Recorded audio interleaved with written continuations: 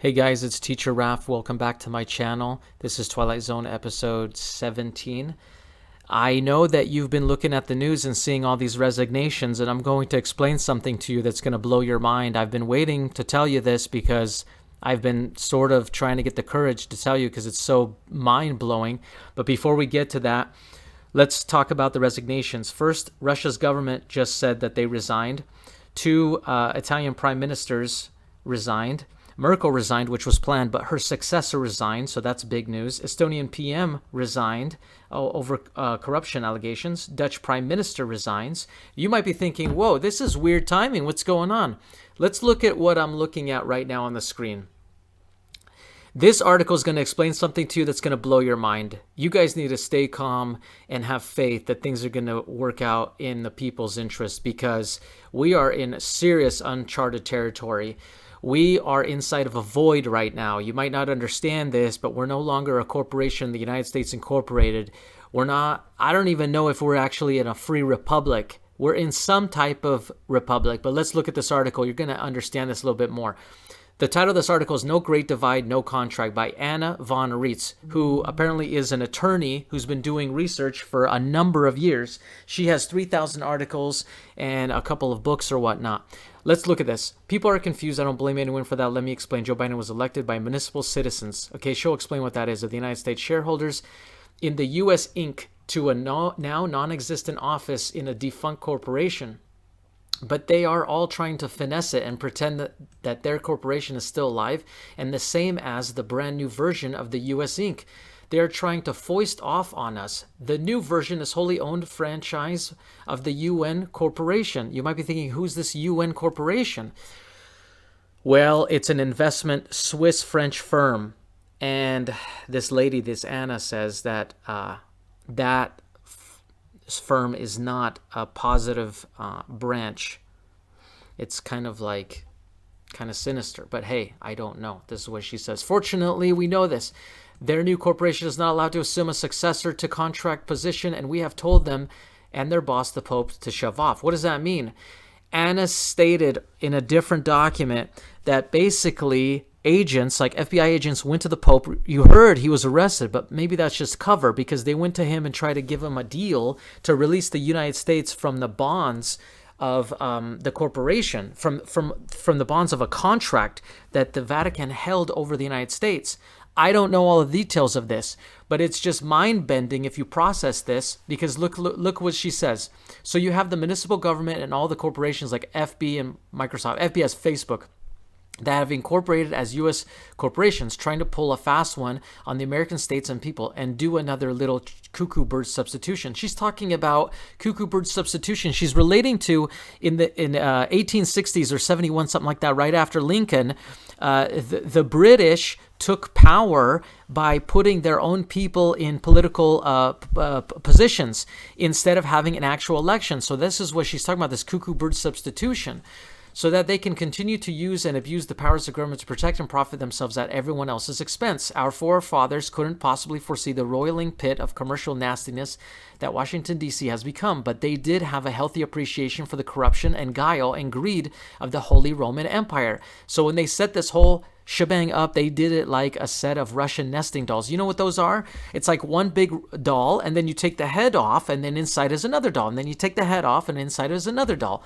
Okay, so the municipality of Washington, D.C., together with its municipal government, Article 1, Section 8, and Clause 17, sits inside the Territorial District of Columbia as a safeguard.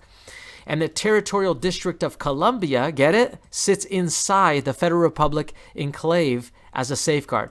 Municipal, and then territorial is like the National Guard, and then the Federal Republic enclave is like the armed services, okay? So if the municipal government goes crazy and corrupt, the territorial government, the U.S. military, has the right and obligation to quench the domestic tension. And if the territorial government fails to do its duty in this respect, the American Armed Services have the right and duty to gobsmack both municipal and territorial government factions.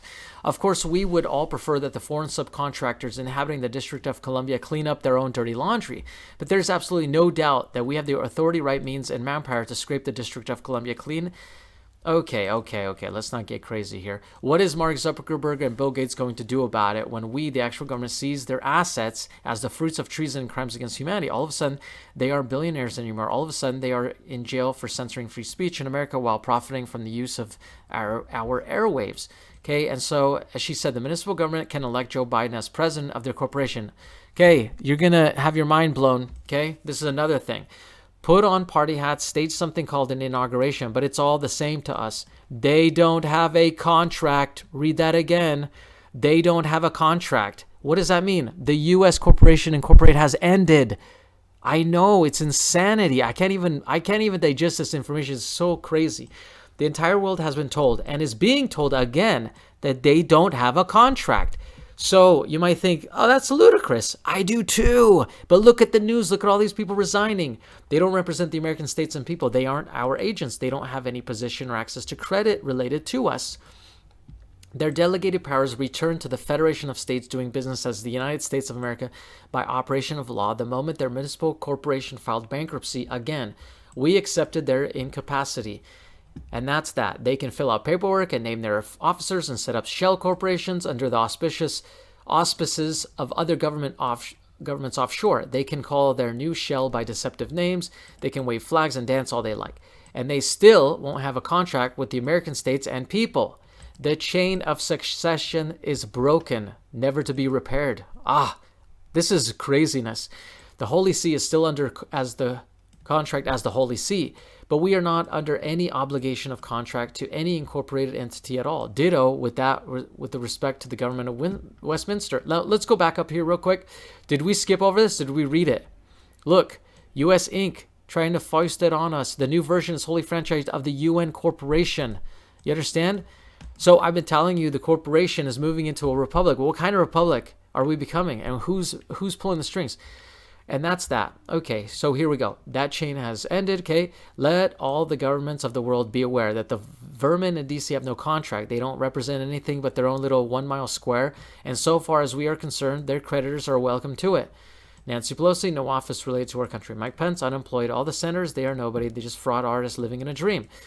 Okay, nothing that they do or say anymore has anything to do with this contract or its assets or the people who live here. And that is retroactive to when the great fraud began in 1860. Now, this is really interesting. The only former federal employee who does have a contract is Donald Trump.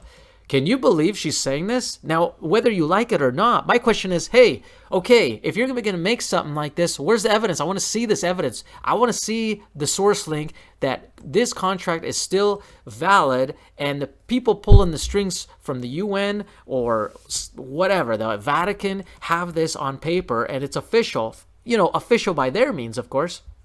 So all the official and employed yahoos who want to go back and work had better treat him very nicely. And all the municipal corporations that need to be dissolved or placed under new management need to be very nice to him too. So I just read an article, okay? No Great Divide, No Contract by Anna von Reitz. Okay, she wrote this, not me. She's an attorney. She's got 3,000 articles, and I'll be sharing them with you. If you have evidence or source links, put it in the comments. Subscribe, hit like. Be safe. I hope you enjoyed it. Take care.